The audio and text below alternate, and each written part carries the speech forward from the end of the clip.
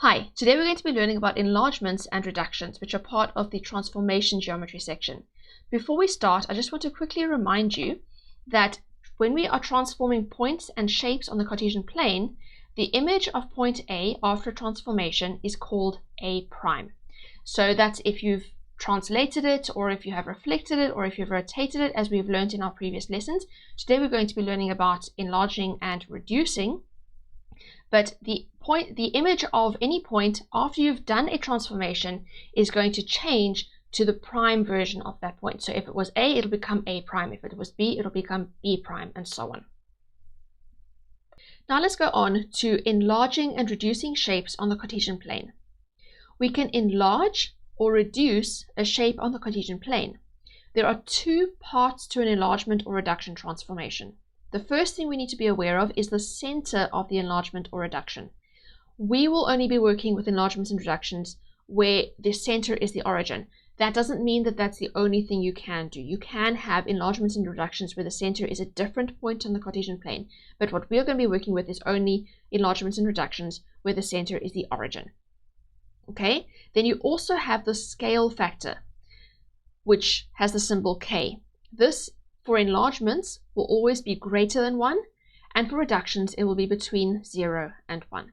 Okay, that tells you how much you're going to enlarge it by or reduce it by. Right, so now let's have a look at our first example. Write down the coordinates of A prime, B prime, and C prime if triangle ABC with vertices A, -4, 8, B, -6, 4, and C, 5, 2 is reduced by a factor of 1/2 with the origin as the center of reduction. Okay, so the first thing we're going to do is plot this triangle, and that'll give us this over here. So here I've got my point A, B, and C. Then we need to be aware of where the center of the reduction is, and that is the origin. Like I said, we're only going to be doing enlargements and reductions where the center is the origin. Okay, so now the next thing we're going to do is we're going to look at each of these points, and we're going to see where it is in relation to the origin or the center of the reduction. We need to find out the distance, the horizontal distance and the vertical distance from the origin to our point. So I'm going to start off with A. So I'm going to see the distance from the center of the reduction, which is origin, to point A first. Okay, the horizontal distance is from the origin to A. That is a horizontal distance of 4. So my horizontal distance is 4 units. Then the vertical distance is from there up to there. That is 8 units. Okay, so my vertical distance is 8 units. Now, because our center of reduction is the origin, you can actually use the coordinates to help you to know what these distances are. You don't actually even have to measure it because, like you can see in the point A, it's -4, 8. The 4 tells you the horizontal distance, and the 8 tells you the vertical distance. Okay, now let's have a look at what the coordinates will be for A prime, which is what A is going to become after the shape has been reduced. Okay, so A prime's horizontal distance. Now we're going to be using our factor over here. That's going to help us to work it out. So I need to be aware that the factor is 1/2. And what I'm going to do is I'm going to take the horizontal distance for A, and I'm going to multiply it by the factor of the reduction. So I take the 4 and I multiply it by 1/2. So that's 1/2 of 4, which is 2. So my horizontal distance for A prime is going to be 2 units. And that's going to be like this. It goes in the same direction. Okay, so it's also going in the negative direction from the origin as what A was. Now let's have a look at our vertical distance. We're going to do the exact same thing. We're going to take the vertical distance for A. We're going to multiply it by the factor, which is 1/2. So 8 times 1/2, and that gives us a vertical distance of 4 units. And that means that I'm going to go from here up 4, giving us a point over here. This is going to be what A becomes after the reduction. Okay, so that's the point A prime. Now we're going to do the exact same thing for the next point, for B. Okay, so I'm going to find my horizontal and my vertical distances. So my horizontal distance from the origin to B is 6 units, so that's 6 over there. The vertical distance, if I go from here up to B, that is 4 units. Then I'm going to do the same thing as I did for working out where A prime was. I'm now going to do the same thing for working out where B prime is going to be. I'm going to take each of these distances, and I'm going to multiply them by the factor, which is 1/2. So I'm going to have 6 times 1/2, which gives me 3 units. So my horizontal distance to B prime is going to be 3 units, and then my vertical distance, I'm going to take the 4 and multiply it by a half, and that'll give me 2 units. So this is going to go up 2, and that gives me a point over here, which is going to be the point B prime.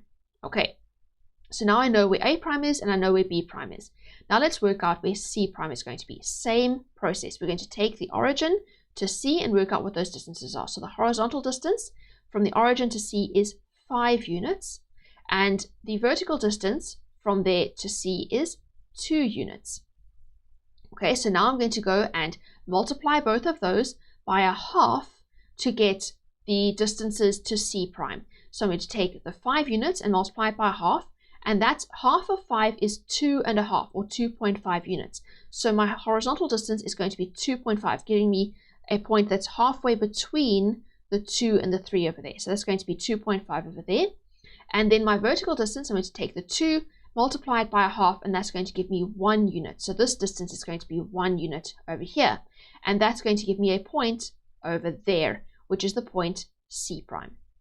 Okay, so now I can go and I can join these up to get my triangle, which is the image of ABC after it was reduced by a factor of a half, with the origin as the center of reduction.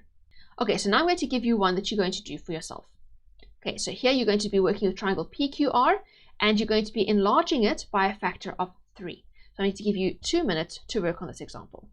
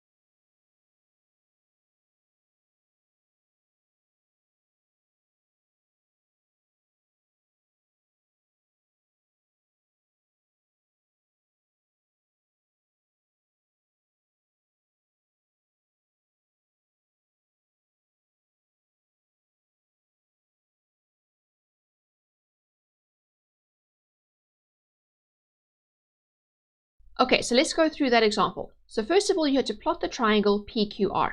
You should have got something that looked like this, where P is the point -2, 1, Q is the point 3, 2, and R is the point 0, -3. So now you have to go and draw the image of that triangle after it was enlarged by a factor of 3 with the origin as the center of the enlargement.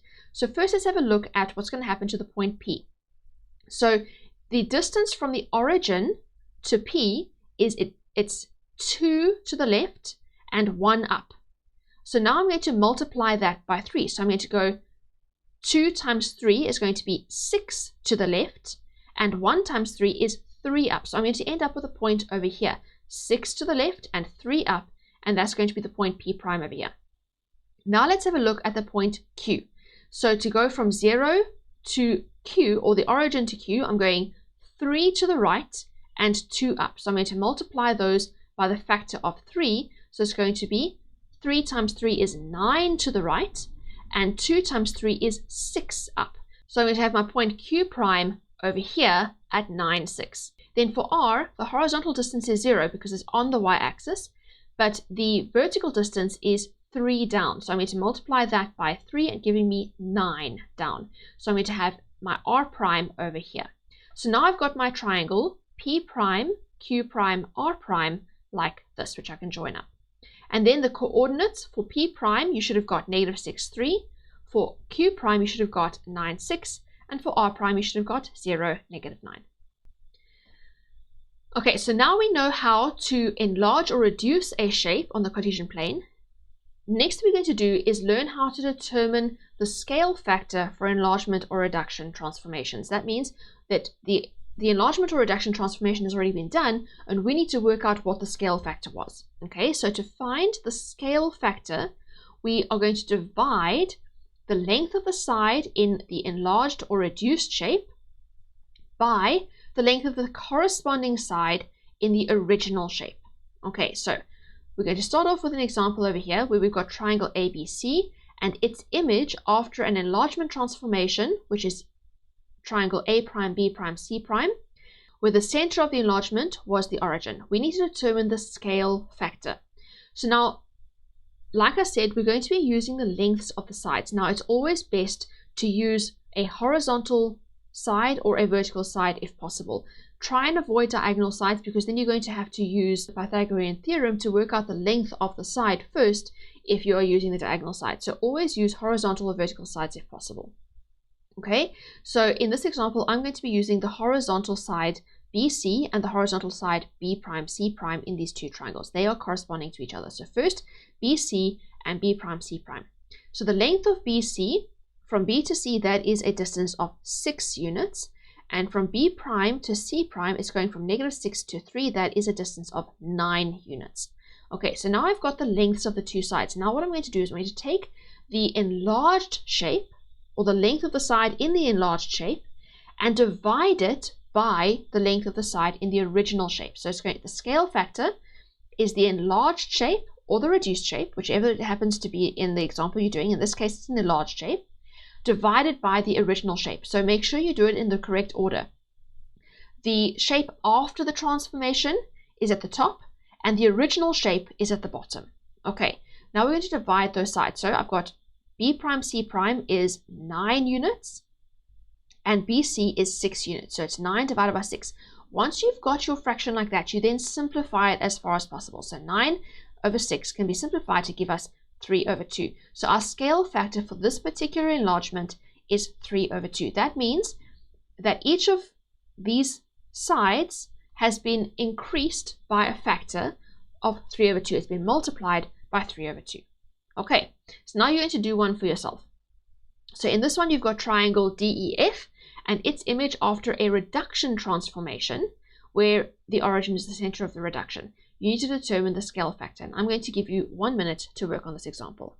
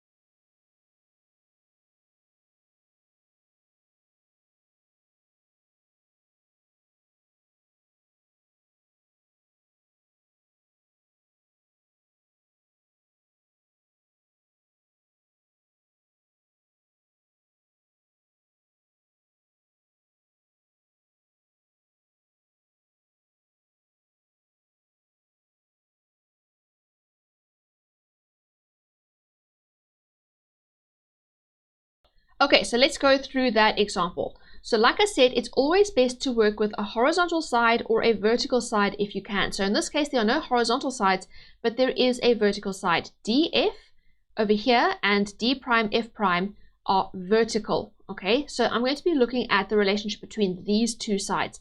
So DF and D prime, F prime. So DF and D prime, F prime.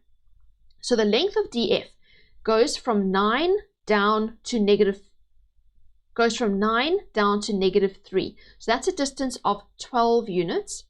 And d prime f prime is from 3 down to -1. That's a distance of 4 units. So now I'm going to work out my scale factor by saying the, in this case, reduced side, which is d prime f prime, divided by the original side, which is df. And we're going to see what that gives us. So d prime f prime was 4, and df is 12. So it's 4 over 12. If I simplify that, I will get 1/3. That means that this original triangle, DEF, was reduced by a factor of 1/3 to give us this image of the triangle. Now we're going to look at area and perimeter. Rectangle ABCD with vertices A, -2, 1, B, -2, -2, C, 0, -2, and D, 0, 1 is enlarged by a factor of 3 with the origin as the center of enlargement. Okay, we have to calculate the perimeter of ABCD and the perimeter of the image after the enlargement. And we also have to calculate the area of ABCD and the area of the image after the enlargement. Okay, so let's start off by plotting our rectangle ABCD. So with using these coordinates, you should get a rectangle that looks like this, where A is the point -2, 1, B is the point -2, -2, C is the point 0, -2, and D is the point 0, 1. Now we're going to go and enlarge that by a factor of 3.